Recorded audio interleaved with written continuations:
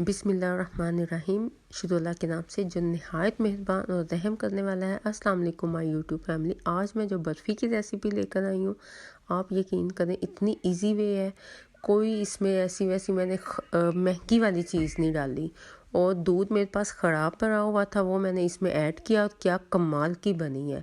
But आपने रहना है वीडियो में मेरे साथ, इसको फुल वॉच करना है। तो चलते हैं रेसिपी की तरफ। सबसे पहले मैंने ले लिया है बेसन। बेसन आपने 2 कप लेना है। आजकल जैसे आपको पता है मौसम ऐसे का है, तो इसमें कीड़े वगैरह लग सकते हैं, तो आप इसे छान लीजिएगा। और ये बेसन माशाल्लाह बिल्कुल साफ़ था, तो मैंने 2 कप बेसन इसमें ऐड कर दिए हैं। बस अगर आपके पास पुराना बेसन होगा तो आप उसे एक बार छान लीजिएगा। तो 2 कप मैंने इधर बेसन के ले लिए हैं। बेसन को मैंने अच्छे से साफ़ करके एक बोल में ऐड कर दिया है। और मेरे पास जनाब पड़ा हुआ था 1 गिलास दूध। ये 2 दिन का पड़ा हुआ है। अगर मैं इसकी चाय बनाऊं तो वो तो बिल्कुल फुटियाँ बन जाए। तो मैंने सोचा क्यों ना कोई मज़ेदार सी मिठाई बना के आपके साथ शेयर की जाए। तो मैंने बेसन में यही दूध ऐड कर दिया है। बट इसमें इतनी कोई बुरी स्मेल नहीं आएगी, बहुत मज़ेदार ये मिठाई बनेगी। आप बाज़ार की बर्फ़ी या आप बाज़ार की जो मुल्तानी सोहन हलवा होता है वो भूल जाएंगे, आप ये बर्फ़ी खाएंगे। तो 1 कप मेरे पास गिलास था, वो मैंने थोड़ा थोड़ा करके इसमें ऐड किया है। तकरीबन ये पूरा गिलास दूध का ही मैंने इसमें ऐड कर दिया था। तो इसकी जो कंसिस्टेंसी है वो आप देख लीजिएगा, लम्स वगैरह ना बने। थोड़ा थोड़ा करके आप इसे अच्छे से बीटर की मदद से मैश करते जाइएगा। तो आप चाहें तो फोक की मदद से भी इसे मिक्स कर सकते हैं। तो आप देख सकते हैं मैंने सारा ही दूध इसमें ऐड कर दिया है। 2 कप मैदा कह रही हूँ, 2 कप बेसन के थे। और मैंने 1 कप दूध का गिलास जो कि 2 दिन का मेरे पास पड़ा हुआ था, मैंने सोचा चले मिठाई बना लेते हैं। लास्ट वीडियो में भी आपने बहुत ज़्यादा प्यार दिया है और मुझे बहुत खुशी हुई थी। तो अब ये देखें, इसमें मैंने अब डाल दिया है 1/2 कप ड्राई मिल्क। कोई भी सूखा दूध ले लें आप, चाहें तो जो 50 का मिलता है पैकेट, वो आप इसमें 2 ऐड कर सकते हैं। तो ड्राई मिल्क को भी आपने अच्छे से इसमें मैश कर लेना है बेसन वाले मिक्सचर के साथ ही। तो जनाब आप इसकी कंसिस्टेंसी से देख लीजिएगा। इसी पॉइंट पे आपने इसको एक साइड पे मिक्स करके अच्छे से रख देना है। ड्राई मिल्क आप लाजमी ऐड कीजिएगा, उससे बहुत अच्छा फ्लेवर आता है। तो अब जनाब दूसरी तरफ मैंने एक पैन ले लिया है, इसमें मैंने 1 कप शुगर ऐड की है। 2 कप बेसन है, उसी हिसाब से मैंने 1 कप इसमें चीनी ऐड कर दी है। चीनी बिल्कुल परफेक्ट थी। आप चाहें तो ज़्यादा भी ऐड कर सकते हैं, चाहे तो कम भी ऐड कर सकते हैं। तो इसमें मैंने 1/2 कप पानी का ऐड किया है। फ्लेम मैंने ऑन कर दी है। मीडियम फ्लेम में आपने इसका शीरा बना लेना है। इतना बनाना है कि जो इसकी एक तार वाला शीरा होता है वो आपने बना लेना है। तो इसको तकरीबन 2 से 3 मिनट लगे थे इसका शीरा बनने में। तो इसको आपने बस एक तार वाला शीरा बनाना है। अगर आपको समझ ना लगे तो आप उंगली पे इसके चिपचिपाहट आपको होगी उंगली पे, तो आप समझिएगा ये बिल्कुल रेडी बैटर हो गया है। तो अब देखें इसकी एक तार बन रही है। तो आप चाहें तो चिपचिप आपको हो तो उस टाइम पे आप समझे ये आपका बैटर रेडी हो गया। तो इस शीरे को भी आप एक साइड पे रख दीजिएगा। अब मैंने एक कढ़ाई ले लिया, उसमें मैंने 1/2 कप ऑयल का ऐड किया है और 3 मैंने सब्ज़ इलायची खोल के डाल दी है। अगर आपको नहीं पसंद आप इसमें वैसे भी ऐड कर सकते हैं, इलायची पाउडर भी आप इसमें ऐड कर सकते हैं। तो सिर्फ 1/2 कप मैंने ऑयल लिया। आप चाहें तो घी भी यूज़ कर सकते हैं, चाहे तो देसी घी हो तो फिर तो क्या ही बात है, ये मिठाई तो आपके मुंह से नहीं उतरेगी।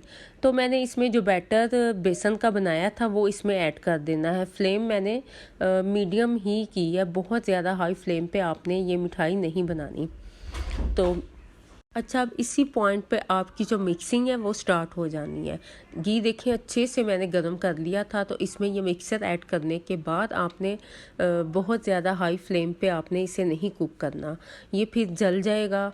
तो फिर ये है कि इसका जो टेस्ट है वो बिल्कुल ख़राब हो जाएगा। स्लो फ्लेम पे मैंने ये बर्फ़ी बनाई थी। और नीचे अगर लग भी रही है, मैंने इसीलिए ये मतलब कि नॉन स्टिक का मैंने बर्तन नहीं लिया, आप स्टेनलेस स्टील का बर्तन लें, उसमें बेस्ट बनेगी।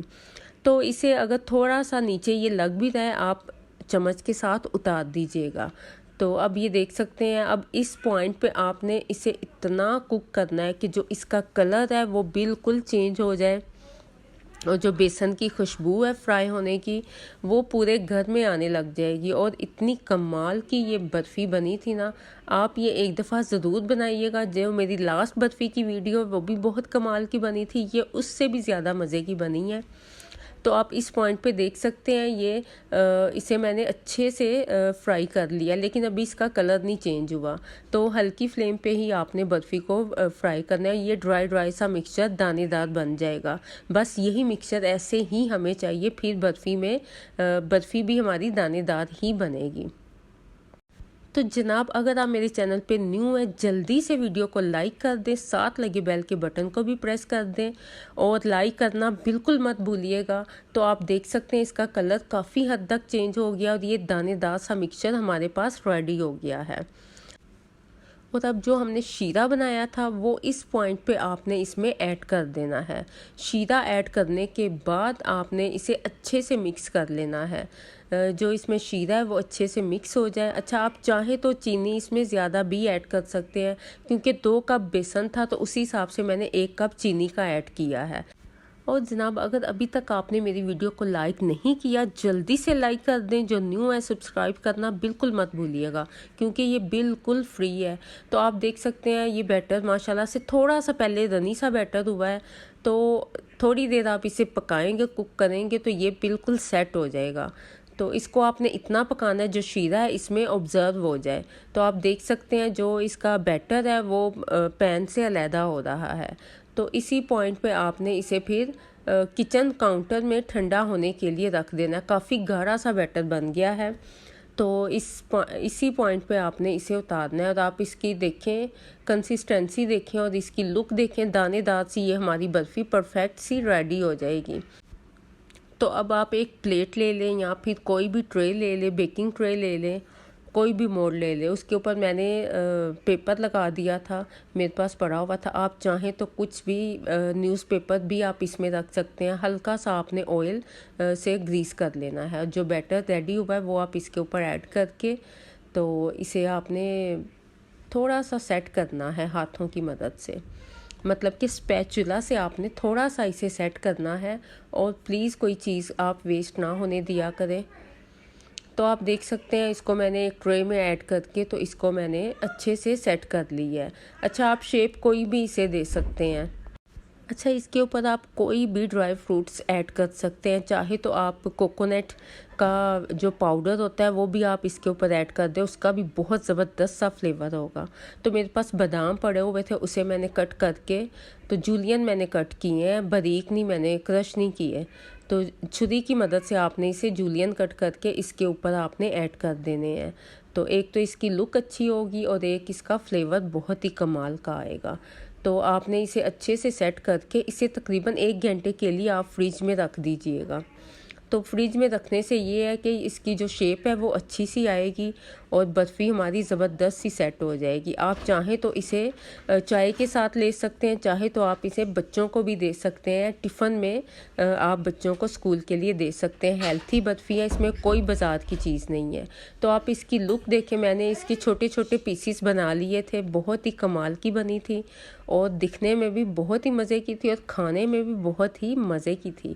तो आई होप आपको मेरी ये रेसिपी पसंद आई होगी। जल्दी से लाइक और शेयर लाजमी कर दीजिएगा। तो मुझे इजाज़त दें नेक्स्ट रेसिपी तक के लिए। ओके जी, अल्लाह हाफिज़।